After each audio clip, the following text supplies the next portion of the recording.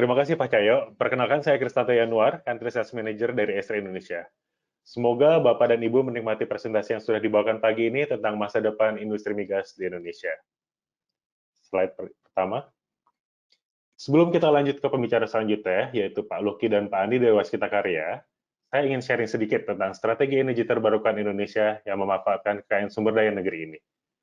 Selama 1 dekade terakhir, Indonesia telah mengalami pertumbuhan permintaan serta pasokan energi yang signifikan di seluruh wilayah Indonesia. Sehingga kita kini telah menjadi salah satu pemakai energi dengan pertumbuhan tercepat di dunia. Pada tahun 2019, tercatat 90,7% penyediaan energi primer nasional dipenuhi dari batu bara, minyak bumi, dan gas bumi. Terlebih lagi di sektor transportasi yang merupakan sektor penggunaan energi terbesar di Indonesia. 90,9% kebutuhan energinya dipenuhi oleh bahan bakar minyak. Ketergantungan pada batu bara serta minyak bumi dalam negeri juga ikut meningkat, sehingga eksplorasi energi terbarukan pun menjadi kian penting. Seperti yang disebut oleh Pak Cahyo di sesi presentasi sebelumnya, pemerintah Indonesia menargetkan penggunaan energi terbarukan sebesar 23% pada tahun 2025 dan 31% pada tahun 2050. Data Kementerian SDM realisasinya hingga tahun 2020 baru mencapai 19,5%.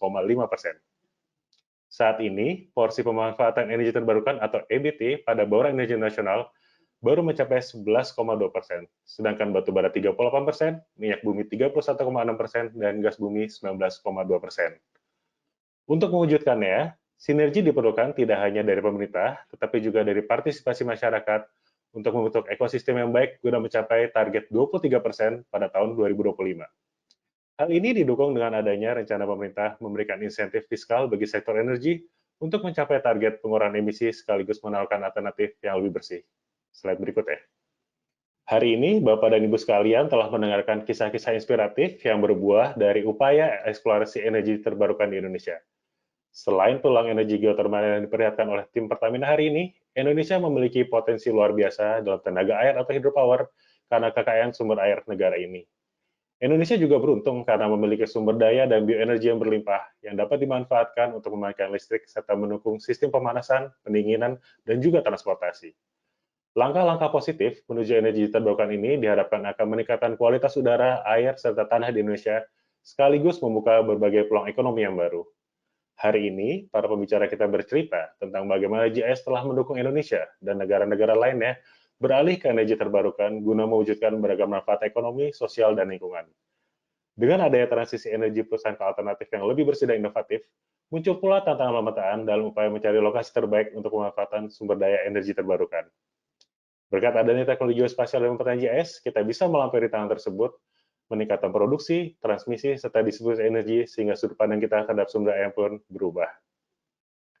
Seiring fokus global pada perubahan iklim, ada kebutuhan signifikan untuk sumber energi terbarukan seperti matahari, angin, air, dan energi panas. Teknologi GIS akan membantu perencana proyek dalam membuat keputusan ini. Selain itu, teknologi pemetaan digunakan untuk tujuan eksplorasi dan produksi energi terbarukan, operasional lapangan, pemantauan upaya ekstraksi, serta memberikan wawasan real-time yang bersifat visual tentang apa yang terjadi di atas dan di bawah permukaan.